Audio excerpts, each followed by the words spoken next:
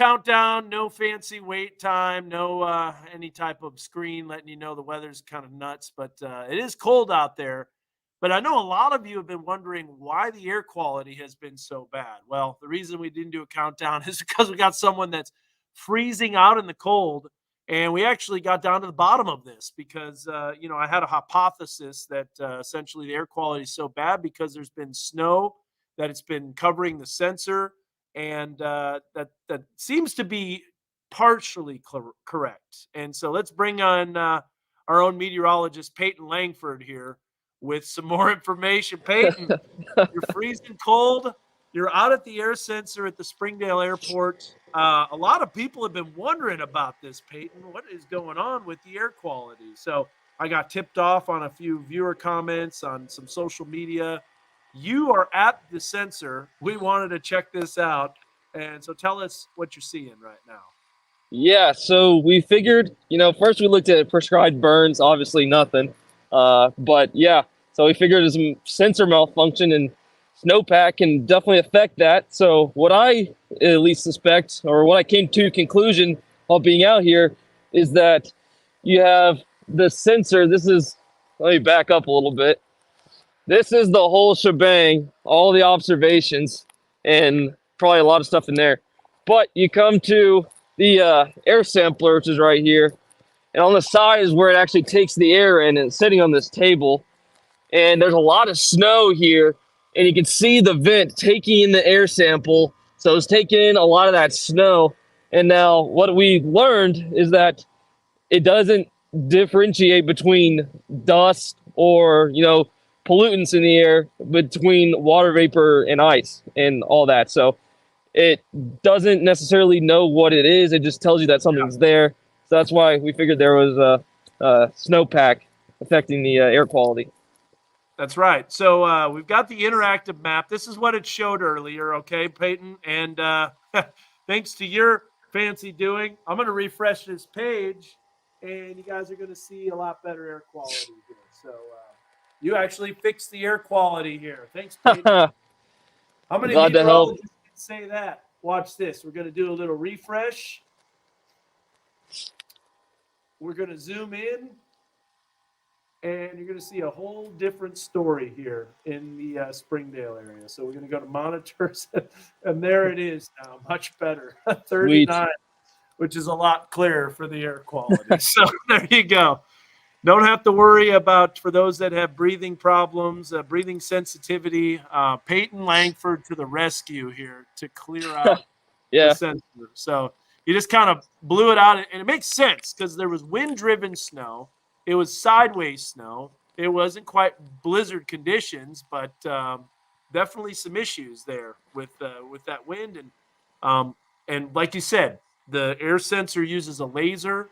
The laser, when it sees snow and it's not melting at all because it's so darn cold, we can see how your nose is red.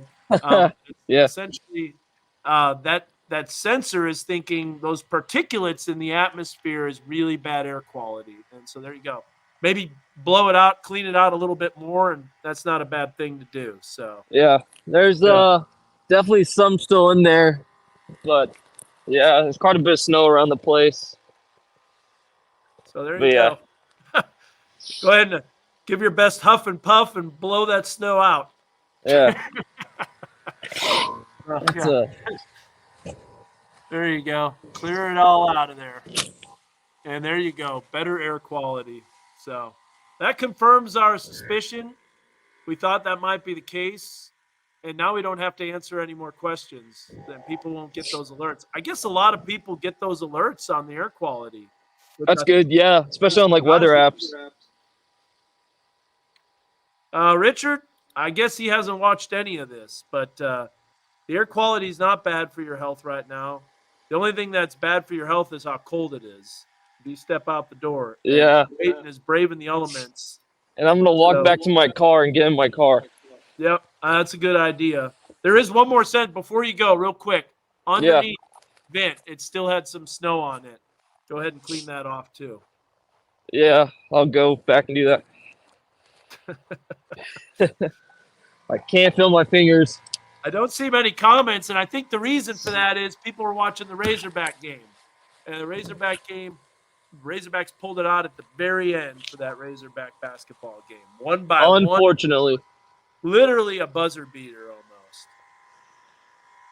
Now, underneath, you see that I'm talking not only about that, but also underneath that. I think it looked like there was some snow that was attached. No. That looks pretty good. Yeah. Yep. All right. There you go. Yeah. You all cleared up the air quality like Superman. Sweet. So, hey, thanks, Peyton. We're going to let you go, man. Thanks. That's what you call going above and beyond for your viewing Yeah. audience. But we just won the game, Susan says. So I'll let you go, Peyton. Thanks so much. All right. And Yeah. we will see you tomorrow. I'm going to be in a little bit later, and I'll explain why. But take care, man. All right. Yeah. See ya. All right, thanks. Oh, there you go. Peyton Langford going above and beyond. I don't even have the lights on here. We're just we're cooking here in the dark. But what an interesting game. What an amazing Razorback game. So anyways, that's your Weather Authority team going above and beyond. When people watch this, like, are you kidding me? That was the reason for the bad air quality? It was, because as you can see, it's a lot better now. And maybe blowing out an additional snowfall will clear it up even more. So AQI 39, 20, 21. I mean, clearly the weather wasn't a problem air quality wise. Now there's probably more snow that's covering up the sensor. Now sometimes Tulsa has a little bit more of a problem. So no, you're no problem, Richard. So I understand. But if you just joined, we cleared out the air quality. We made it better by clearing out the snow that was blocking the sensor. So there you go. All right, let me tell you this. We've got warmer weather that's coming. You can see this, possibly warmer than normal. 6 to 10 day outlook looks warmer than normal. Just how warm remains to be seen, but we'll be getting in the 40s and 50s. Tomorrow, I'm not going to be in for a little while. I'll be for the 5 o'clock news, but I'm going down to the Choctaw Nation, and I'm talking about the solar eclipse. We're going to give you a lot more about the solar eclipse leading up to it because a lot of education needs to be done about that. But there's no major weather tonight. Everything's quiet. There's not much happening. And Richard says, please show the 7-day. And Richard, I am going to adhere to your testament because your request, because I do agree that we need to show the 7-day. So go ahead and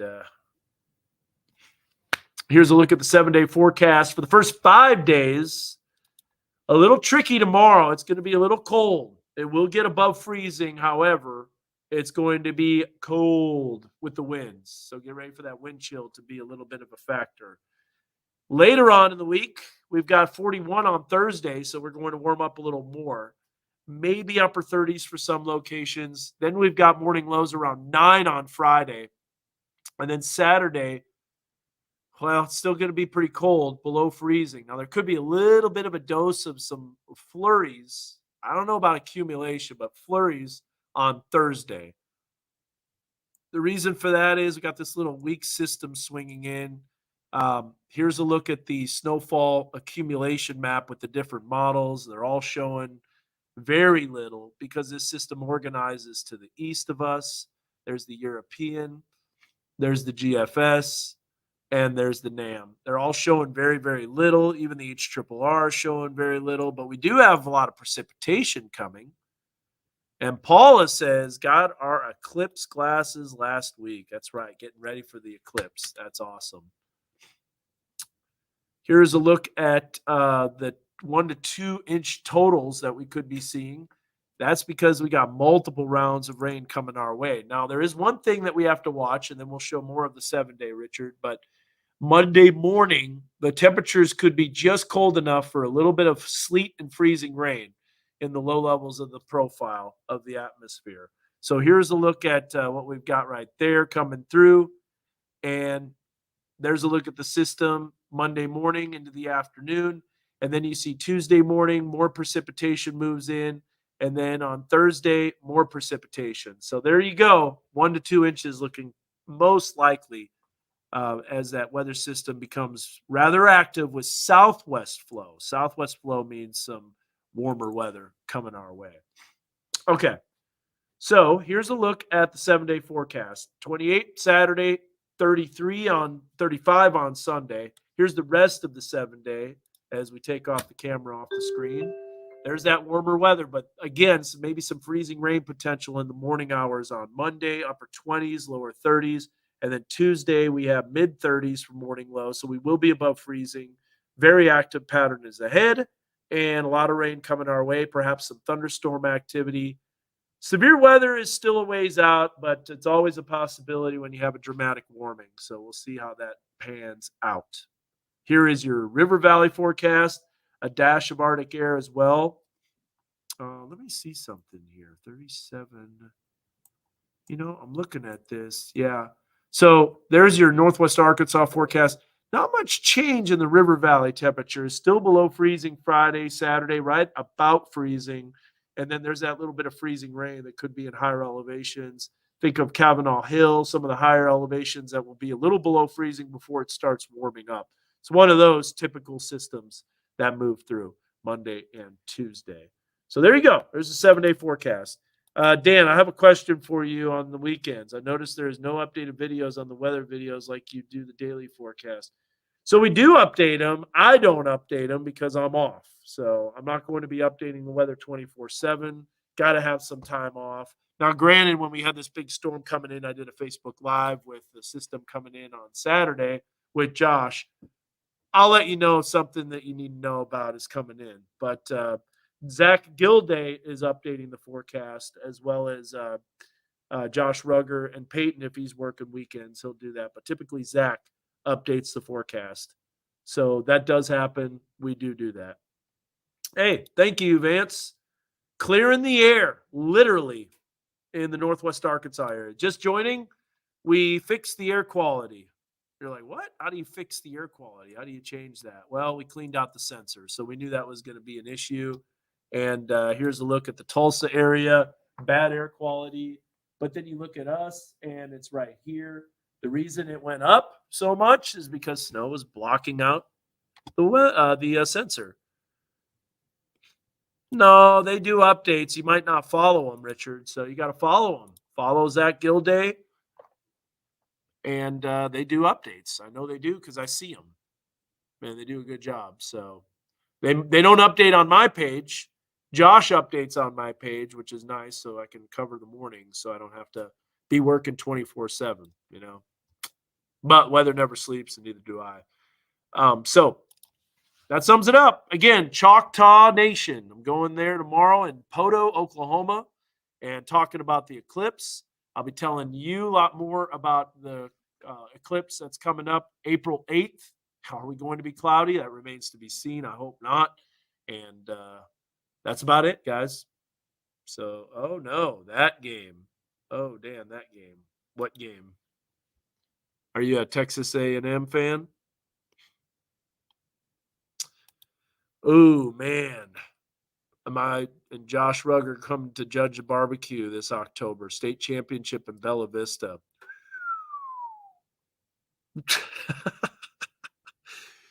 But that sounds like a plan, man. Barbecue. I'm all about that. We'll find out. I don't know yet, Alex. It's a good question. But I know in October they had the national championships with Sam's Club. And, that game. We won. Hey, Woo Pig Suey getting the victory. Heather says, that's hilarious. So simple. I thought it would be simple. I saw a bunch of posts in the area about our air quality this morning. All it is a bunch of snow. I'm surprised nobody else knew that. I don't know. But it made sense to me, and we confirmed it. Watch the beginning of this Facebook Live. We had Peyton out there clearing the sensor, so we cleared the air. Literally and figuratively. Oh, I know. I watched it. We won on a last-minute floater. I think Mark had a lot of points. It was over 20 when I saw, so. Well, guys, I got to go. I'm going to be having a long day tomorrow. Drive to Poto, and we will catch you guys later. I'll let you see if any other. 35. Look at Kylie. Kylie's all over it. Love it. That was a good game. I know Texas A&M came back, but pulled it out in the end. We needed that win. Boy, we needed that for morale. We needed that for everything. Yes. San Francisco is going down. That was a good game, Alex. I know you and I were cheering. Talking about the Packers-Cowboys game. Okay, guys, that's it. I'll stay on here one more minute. Any other comments about the weather? I got to mention this with the eclipse. A lot of people don't realize this, but I saw some T-shirts that are being made, Eclipse 2024. If you stay in Northwest Arkansas, you are missing the show. You are missing it. Even if it's totally clear, you're still missing it. You've got to get somewhere to that path of totality. If you don't, it's like standing outside a 5-star restaurant, just smelling the lovely aromas of the food and not getting to eat it at all. You're so welcome, Alicia. That's about it. So far, not a lot of comments. A lot of people probably throwing down on Dixon Street after that Razorback victory. We need it, that's for sure. Be careful in the slick areas of the roads. There's still some secondary roads that are pretty nasty. So take care, guys. Have a good one. And God bless. We'll see you. Bye.